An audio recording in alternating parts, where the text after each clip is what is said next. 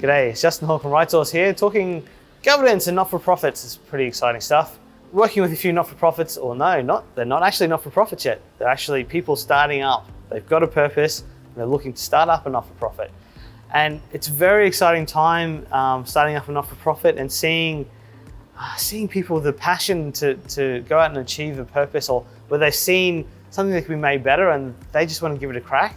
But it's not about them, it's about setting up this organization that will be there for the long term to fix that problem or fill that need that they see. And obviously working with these people to set up the not-for-profit, one of the things that comes up as a question that especially when you're starting a business and maybe you haven't run a business, or maybe you have run a business before, but it's always been for profit. Something that's peculiar about not-for-profit businesses is that you need to have a board, or quite often you need to have a management committee, members committee, but generally speaking, it's a board. It might be called different things. That's not something you would normally see if you were starting up a social enterprise for profit or your own business. You just go off and you set up a company and off you go. Whereas in that not-for-profit space, there is a requirement through the ACNC, through the governance requirements of not-for-profits to have a board set up. So how do you set up a board? I mean, what is it? How do you go about that when you've never done that before? Well, first of all, there's a little bit of understanding the why. So that's always important for anything you're doing from governance, is understanding the why, understand its purpose, because with purpose, you can bring it alive. Like any other living thing, if you've got purpose, you can bring life to it and bring meaning, which is the importance with all this work we do on governance.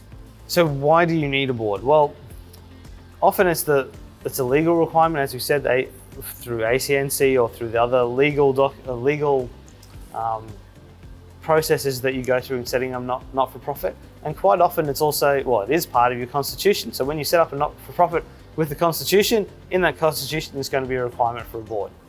So that's why you need to do it. Great. How do you go about that? So you as the founder, do you get to be on the board? Well, you can be.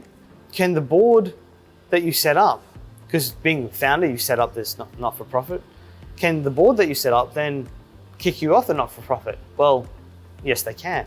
That should be, I suppose, initially a lot of founders are like, well, hold on a second, I want to set this not-for-profit up to fix this purpose. And it comes down to a really fundamental question. Is this about you as the founder, or is this about the purpose you're following? If it's about you as the founder and you want to be in control and this is yours and you want to do it and you ultimately want to benefit from it, not-for-profit isn't your thing. You should set up a social enterprise or for-profit entity that you own and you control and run it that way. If, however, when you have that conversation with yourself and you go, well, ultimately, if I'm not on this organization anymore, but the purpose is still being fulfilled, is that okay? If that is okay, well, that's what a not-for-profit is. The point of having that not-for-profit board is so that the not-for-profit is set up in a way that it will continue on after you're gone. If that purpose is still needing to be fulfilled, that entity will continue to do it after you're no longer able to take part.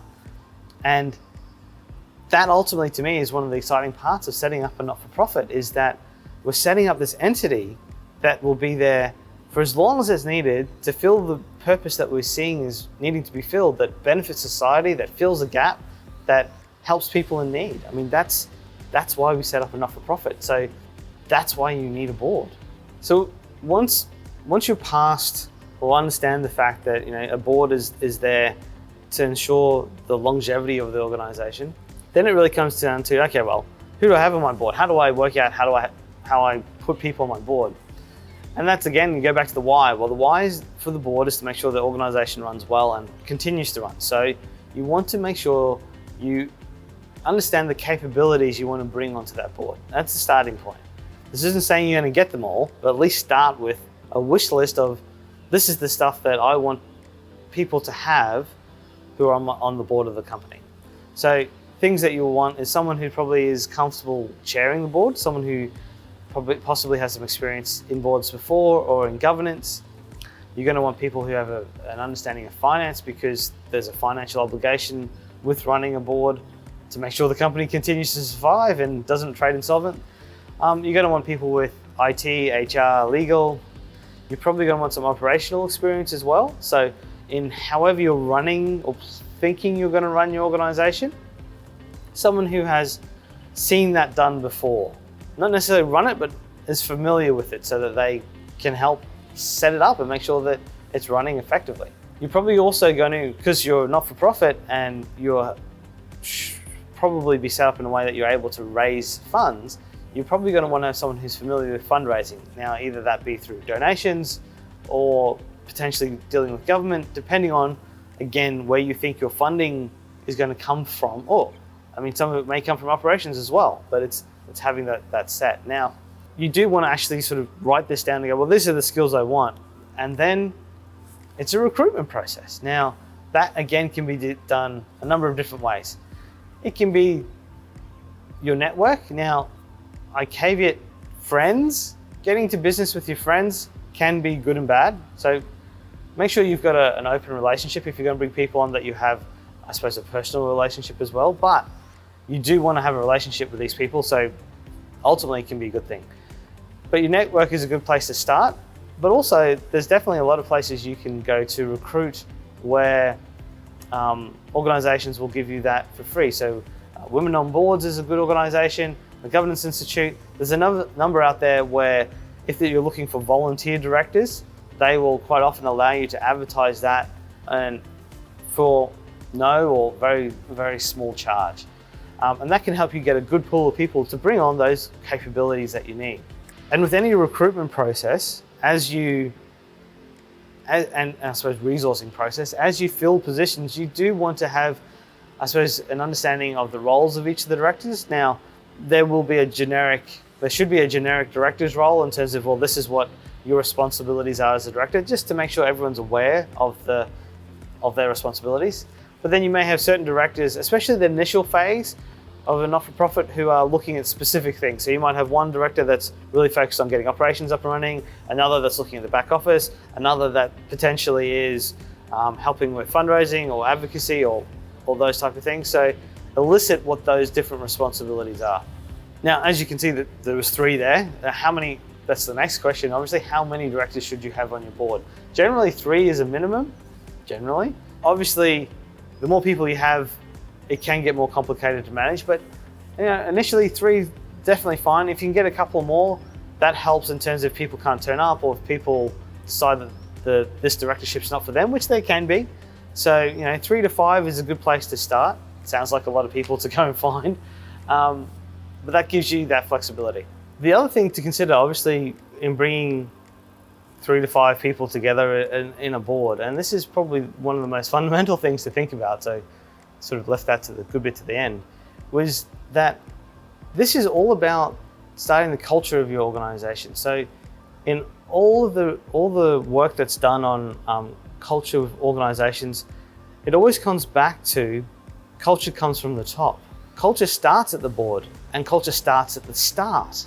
So this point in time when you're setting up your organization, you're picking those people you want to work as part of your board, these people are the ones that are going to build your culture. So you want to make sure that the cultural fit of these people are correct, which is interesting because you want cultural fit, but you haven't actually got a culture yet. So it's about, when you're thinking through the capabilities of what you want on the board, you're also wanting to think of how they will work culturally. How will they actually work together, and what culture will this help create? Because this is the time to create that culture, because it's so much easier to get the culture right now than try and fix it once you've got a staff of 40 and there's already endemic issues. So culture now, definitely consider that. Some procedural stuff. How often do I need to have meetings? Well, you have meetings as often as you need to make decisions. So at the start, probably a lot, probably once a month. As you hopefully hire staff and you start to have people that you're delegating work to, so through the delegations of authority, we've got another video on that, you can start potentially having maybe less frequent meetings, and probably the discussions of those meetings will move away from operations and be more strategic. But it depends. You really have a meeting as you need, but don't have a meeting for the sake of the meeting. Have it because you need it. The last thing in terms of the procedural stuff is that, you're building your culture, you're starting to understand the operations of the organization, you're starting to bring it to life.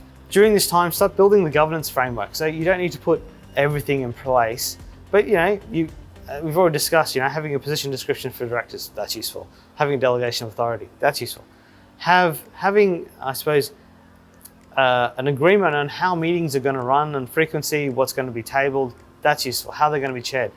So start putting those governance frameworks so when you discuss something, just get it written down. It doesn't need to be fancy, it doesn't need to be in a software system. It just document it, and that way you can start building on it, and it's there as a start. And those 1%, every time you just do a little bit more, and then in a couple of years, as your organization has grown, so is your governance framework, and that's can then help obviously lift your organization even further. So that's it. That's a pretty fun discussion. I really enjoy working with, as I said, those people looking to start up a not-for-profit and who are really driven by that purpose that they've come to, that sort of lit them up and really driving them forward. And this process of setting up a board can be quite interesting and challenging at the same time. So hopefully that's given you a bit of insight in terms of how you go about setting up a board. If you like this video, we do a lot of videos in terms of the not-for-profit space, but also in governance. So check out our other videos on YouTube. If you've got any questions, chuck them in the comments below. Happy to answer that. Check me out on LinkedIn. Feel free to connect. Definitely happy to have a conversation about your not-for-profit and helping set it up or give it that structure that it really can help lift it to another level. Otherwise, I'd very much appreciate your time watching the video. It's Justin Hook from RightSource.